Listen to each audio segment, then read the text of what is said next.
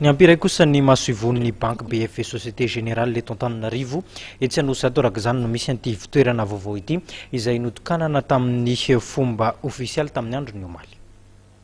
Notokanana tamin'ny fomba ofisialy omaly hariva mahasoivoan'ny banque BFE Société Générale eny Anosato. Izy ity dia mahasoivo ny BFE fa 540 foto-drafitrasa moderna natsangana ao anaty faritra misy toeram-pivarotana lehibe vita plasta.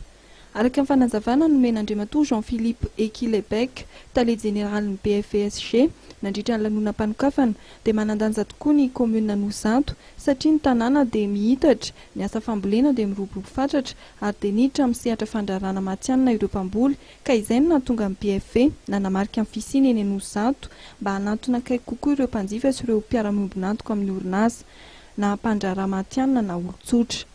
Tanjona ihany koa ny fanampiana azy ireo amin'ny fahalavrarian'ny asa sahan'ny tsirairay sy ny fampandrosoana ny sehatra toe-karena sosialy. Tao anatin'ny efa-bolana nisokafany tokoa dia efa nahatratra 200 ireo nanokatra kaonty ao amin'ny BFE Anosato.